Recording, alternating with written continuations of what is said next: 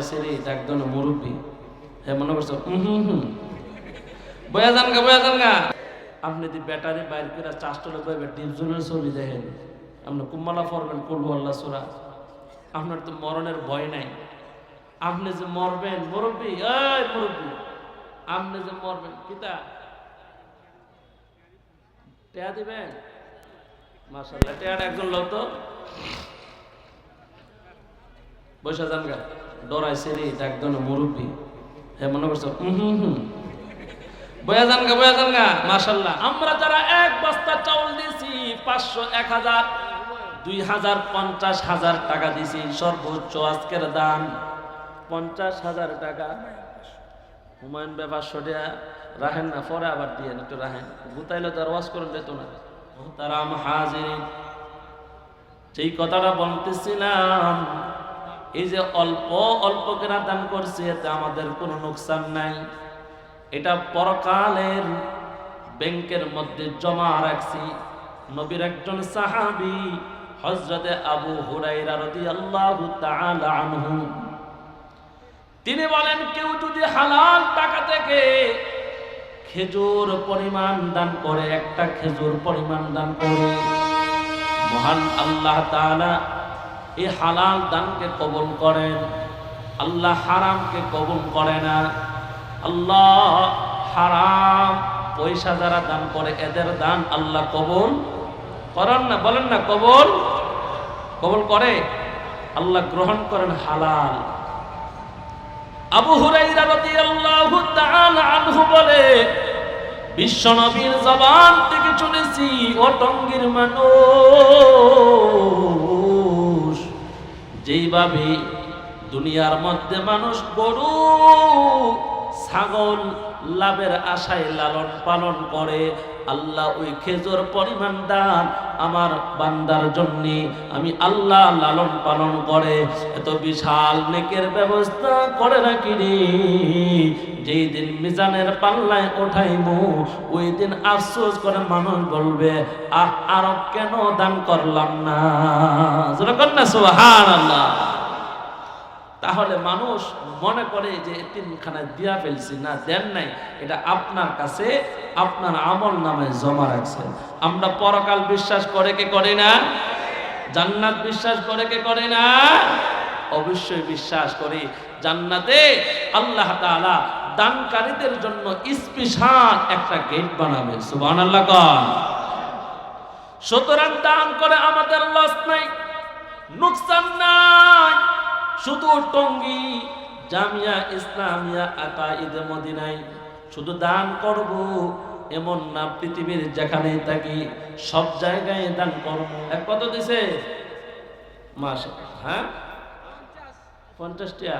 আল্লাহ কবুল করে বলে আমিন। মাশাআল্লাহ। আরেক ভাই কি জানে নাম? হ্যাঁ, বিপ্লব ভাই, দাদার নামে 2000 টাকা। আল্লাহ কবুল করেন, আমিন কর। মাশাআল্লাহ। কষ্ট হইতেছে আপনাদের? মারহাবা কর না। কি তাদের কইতাম না, ভুললেও দেখেছি গা, চাষটলে বইবে ডিপজনের ছবি দেখে মুরব্বী, মরণের ভয় নাই, কোনো ভয় নাই। বলেন না, এই চাষটলে ছবি না দেখা টিভির মধ্যে অনেক মুরব্বী আছে, IPL খেলা, BPL খেলা, ফুটবল খেলা ইত্যাদি হার লেগে বইতে। আচ্ছা, এইগুলা না দেখা বৈশা বৈশা এই সূরাতুল ইখলাসের উপর আমল করলে লাভ না লোকসান?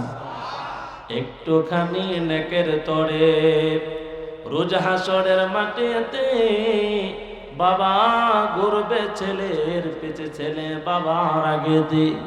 তেমন কঠিন দিনেতে নামাজ তোমায় ভুলবে না, ঠিক মতে পড়িলে মুমিন জান্নাত তোমার ঠিকানা। মসজিদে আজান হইতেছে, এরপর মুরব্বী বৈশা বৈশা বিড়ি টানতেছে আর টিভি দেখতেছে, কোনো খবর নাই। ও মুরব্বী, একটু মৃত্যুর কথা স্মরণ করেন। আল্লাহর ঘর মসজিদ থেকে যখন আজান দেয় হাইয়া আলাস সালাহ, কোন মুমিন নামাজ না পড়িয়া ব্যবসা প্রতিষ্ঠানে থাকতে পারে না। এ বান্দা, এই জমিনে কত দোকানদার নামাজ পড়ে, কত ড্রাইভার নামাজ পড়ে, কত স্টুডেন্ট নামাজ পড়ে, কত আল্লাহর বান্দা আজান হলে দুনিয়ার ব্যবসা প্রতিষ্ঠান বন্ধ করে নামাজ পড়তে যায়। যুবক নামাজ পড়তে যায়, যুবকরি police, RAB, army, BDR, doctor, engineer, উকিল, ম্যাজিস্ট্রেটের মধ্যে সবাই বলেন টুপিওয়ালা, দাড়িওয়ালা, নামাজি বান্দা আছে না নাই? তুমি কেন পারবে না রে যুবক? বেনামাজি হয়ে যদি কবরে যাও, দুই পাশের মাটি এমন ধরে চাপ মারবে, সহ্য করতে পারবে না। জাহান্নামের আগুন থেকে বাঁচতে হইলে আজকের মাহফিলে কান্না করিয়া, তওবা করিয়া আল্লামা নজরুল ইসলাম কাসেমী সাহেব দামাত বারাকাতুহুল আলিয়ার সাথে একটু তওবা করিয়া যদি কাঁদতে পারো, তওবা যদি কবুল হয়ে যায়, বলেন না জিন্দেগীর গুনাহ মাফ করে দিবেন কে?